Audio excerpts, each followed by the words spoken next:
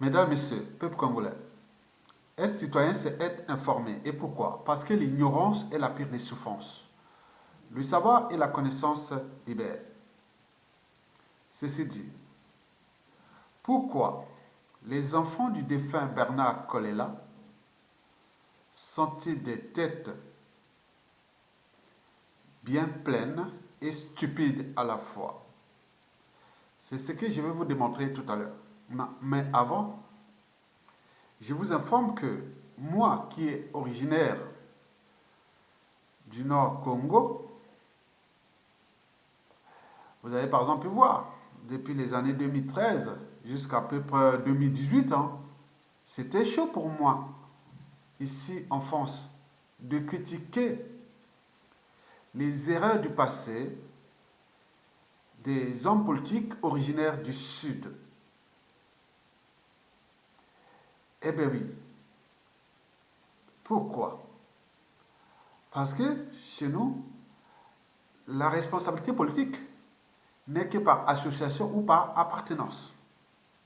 Parce qu'on n'a pas encore franchi les barrières de la raison et même de l'appartenance. Donc moi, en tant que citoyen, je n'ai le droit de critiquer que les gens du Nord, puisque je suis originaire du Nord. Mais quand je commence à critiquer les gens du Sud, et ça y est, on a pu par exemple voir les réactions des menaces, des amalgames, des fatwas et autres. Mais il me semble que tout est au train de s'équilibrer et que les visionnaires sont toujours en avance de leur époque. Parce que pour moi, qui vis ici en France depuis des années, j'ai franchi les barrières de la raison et les barrières de l'appartenance. Ce n'est pas parce que vous êtes de ma tribu et que je veux dire oui, mais tout ce que tu dis est vrai. Parce que vous êtes dans la géopolitique nord et que tout est au nordiste et on est comme ça. Non, sinon ça se serait.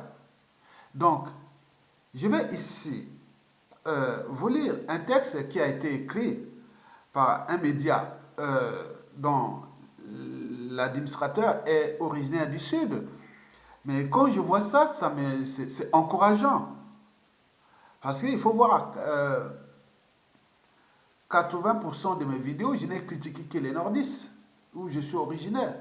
Mais chaque fois que j'ai commencé à critiquer les problèmes, par exemple, de l'Issouba, ou tout ce qui s'est passé de cette opposition, qui est le Sud peuplé, qui n'est pas capable de prendre ses responsabilités, et là, on rentre dans les amalgames, les négationnistes. Donc, on empêche la liberté même de penser, la liberté de réfléchir, la liberté d'opinion, la liberté d'expression et même la liberté d'association. N'oublions pas, surtout, ce que je définis moi, ma liberté de conscience, qui sera toujours au-dessus de l'appartenance. Mesdames, Messieurs, peuple congolais. Voici ce que ce média du Sud a écrit et que j'ai bien apprécié. Je vais le lire, ce message.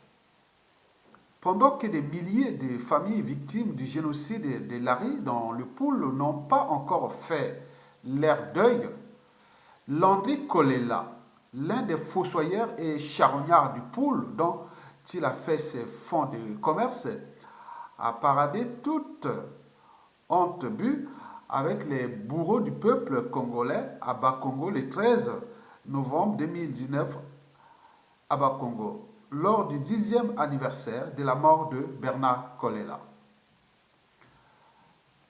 La fin du régime dictatorial de Sassou Nguesso est proche et tous les complices de ce système odieux et inique devront répondre tôt ou tard devant les juridictions nationales ou internationales. Les soutiens de cette dictature sont dans tous les départements du Congo-Brazzaville et aux Congolais d'en prendre conscience pour se prémunir de l'instrumentalisation ethnique des acteurs politiques, la rédaction. Bon, c'est une bonne nouvelle, parce que ce que nous on disait déjà, que non, le problème de Sassou Nguesso, ce n'est pas le Nord ou la cuvette ou autre, c'est un système tyrannique.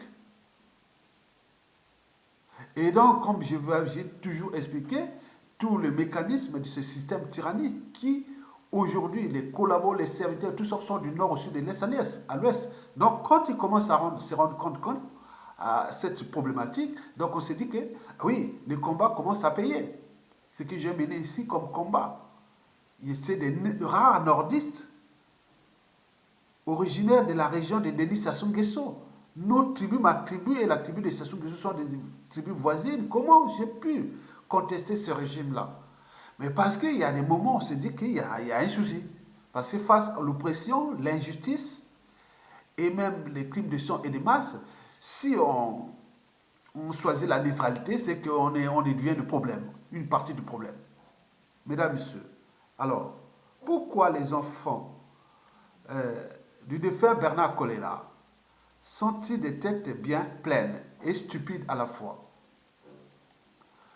Mesdames, Messieurs, au XVIe siècle, Michel de Montaigne avait pourtant écrit ceci, je cite, « Mieux vaut une tête bien faite qu'une tête bien pleine. » Et moi, j'ai d'ailleurs ajouté par la suite qu'il ne suffit pas d'avoir des bagages.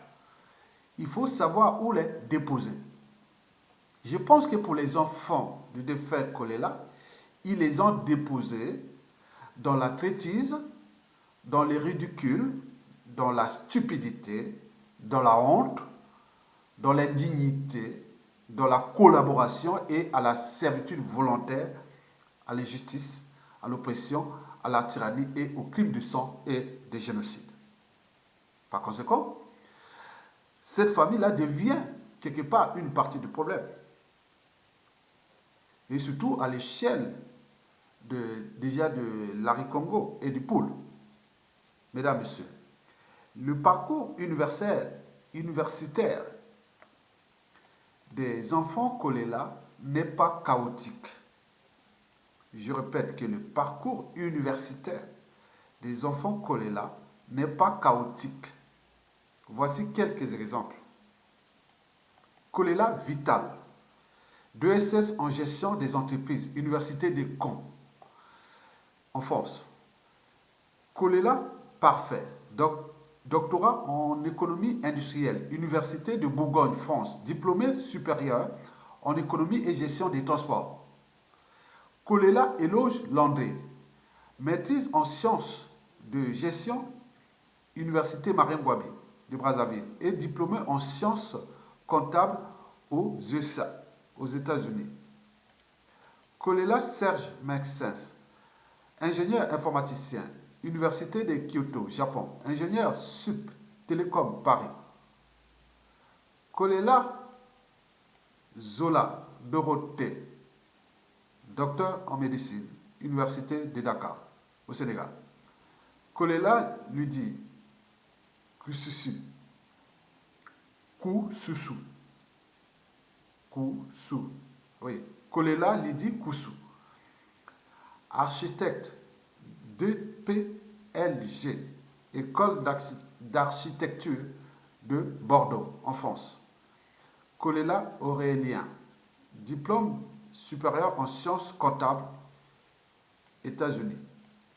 Kolela Banzonzi, Emilienne, diplôme supérieur spécialisé en gestion des hôpitaux, Université de la Seine-Saint-Denis, en France. Mesdames, Messieurs, comment cela se fait-il que cette famille qui fait partie des quelques rares familles d'hyper diplômés congolaises soit descendue si bas? C'est comme une épidémie. Ils sont tous devenus comme des mutilés d'esprit. En effet, les mutilés d'esprit sont des individus qui parviennent à se convaincre de leur indignité comme de leur dignité. En effet, les mutilés d'esprit n'ont pas de personnalité profonde.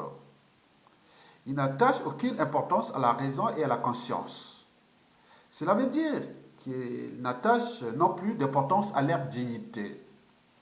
C'est tout simplement parce que pour eux, l'indignité ou la dignité, c'est la même chose. Ça n'a aucune importance et c'est la raison pour laquelle les mutilés d'esprit sont des incroyables collabos au service de toute injustice ou oppression. Parce qu'ils sont capables de jouer la dignité comme l'indignité avec la même motivation ou avec la même force. Contrairement aux êtres dignes qui, eux, pour avoir cette force-là, sont forcés d'user de leur conscience.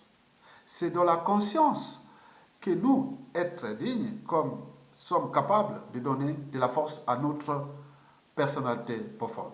Mesdames, Messieurs, peuple congolais, pourquoi les enfants du défunt Bernard Kolela sont-ils des têtes bien pleines et stupides à la fois? Pendant le référendum de 2015, le référendum anticonstitutionnel, vous avez vu toute la mobilisation. On est bien d'accord?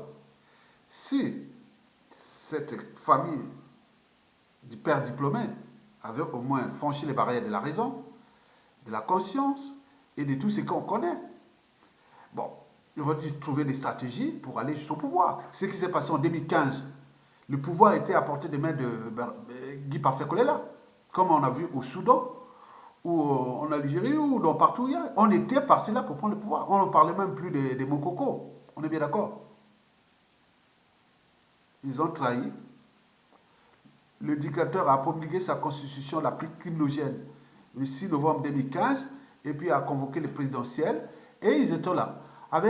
Pendant cette manifestation-là, il y a eu plus de 200 jeunes tués et ils sont là tranquilles et majoritairement du fief de Guy Parfait Kolela, comme si rien n'était. On est dans les consciences totales, on n'est plus dans la conscience. 2016, hold-up électoral. Guy Parfait Kolela et Mokoko arrivent premier. Au lieu de s'entourer avec celui qui est là, il devait devenir peut-être président de la République en 2016 ou même peut-être premier ministre de Jean-Marie Michel Mokoko. Et là, il a préféré aller faire des recours, aller chercher l'Union africaine ou embrouiller et tout compagnie.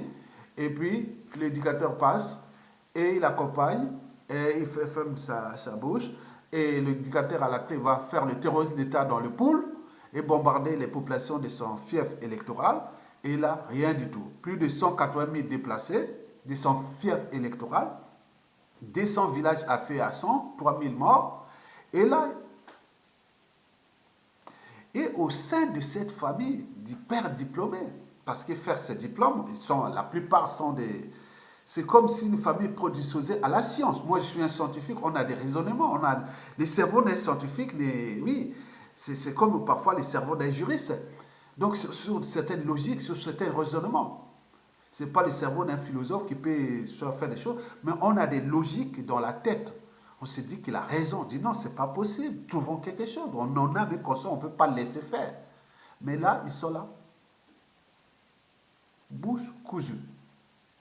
Mesdames, Messieurs, peuple congolais. La suite de cette famille-là, on la connaît depuis 2015, 2016, et aujourd'hui, bon, elle est là. Ils sont là qui ont vanter leur diplôme. Vous avez tout compris. Mesdames, Messieurs, je donne un message au Kolela. Qu'à la chute inévitable de Denis Sassou Nguesso, voici les deux alternatives qui pourront arriver à votre famille. La première alternative, c'est que vous connaissez que dans l'opinion nationale, et en termes de mauvaise image et de repères historiques dans l'espace et le temps, les Kolela seront fichés comme faisant partie de la famille des traîtres. Si vous cherchez un traître au pays, il faut aller chez les Kolela. Ça, ce sera vraiment écrit dans toute l'opinion nationale. Et vous voyez, c'est que même au Kombi Salissa, vous avez travaillé au Kombi Salissa, Jean-Marie Michel Mokoko et tout ce monde-là. Donc, vous êtes là comme là. Donc, sur ce plan, les Kolela sont fichés aux yeux de l'opinion nationale et ça va rester durablement comme ça que vous êtes des traîtres. Point barre, on ne changera pas.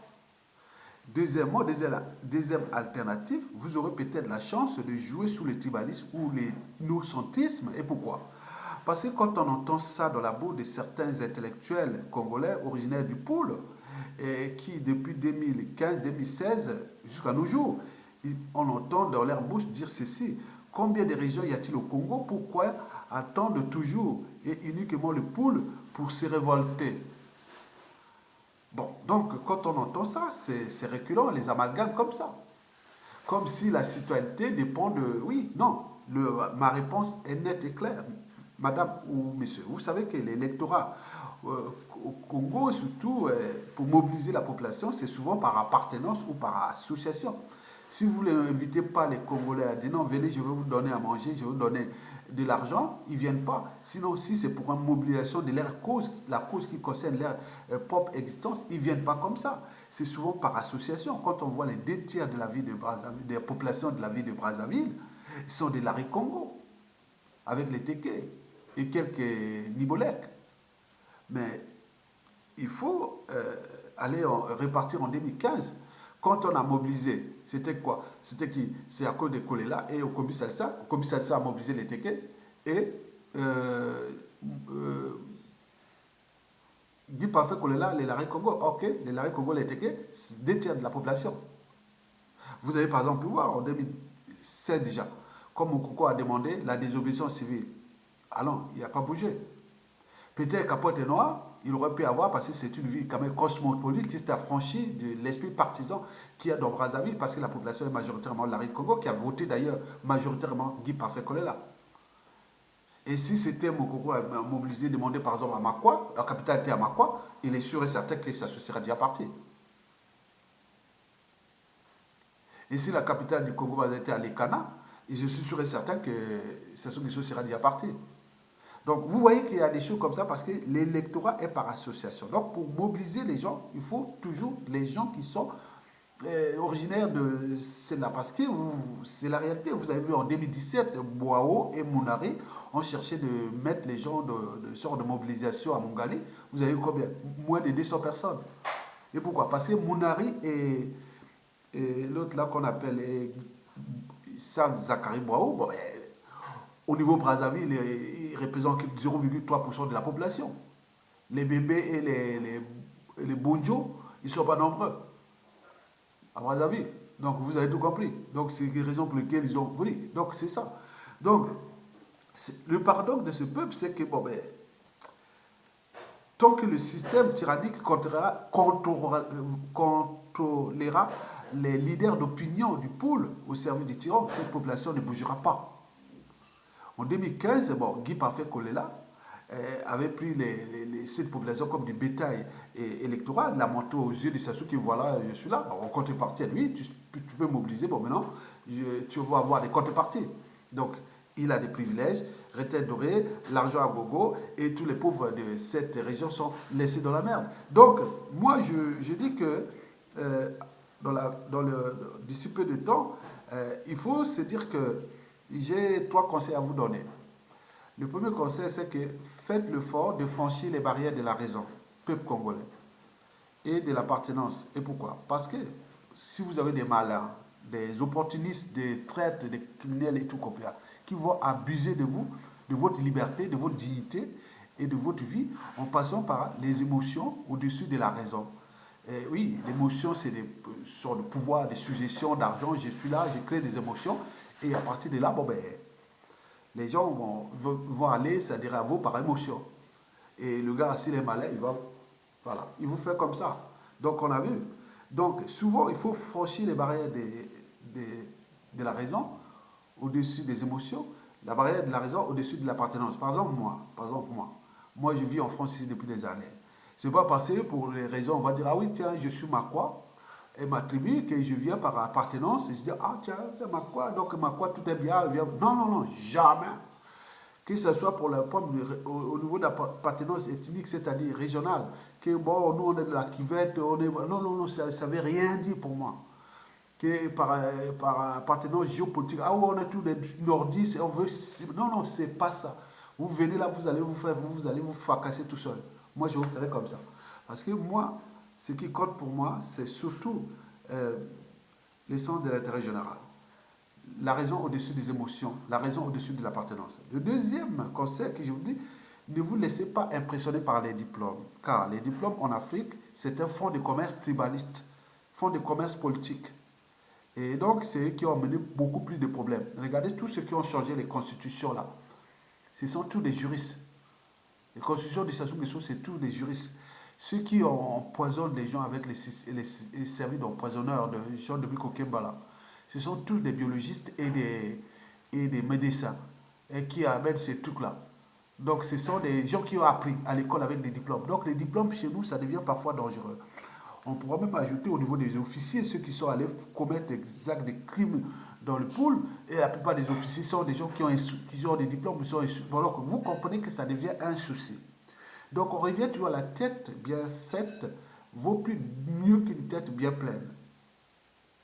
Vaut mieux avoir des gens que je donne sur les convictions, c'est-à-dire le troisième et dernier conseil, regroupez-vous toujours avec des gens qui ont des convictions. Car si vous êtes entouré des gens qui défendent des valeurs de liberté, de dignité, de justice, de caractère sacré de la vie humaine, du but de la condition humaine et voire existentielle, de nos vies, être bien, libre, digne et heureux chez nous, restez avec ces gens-là.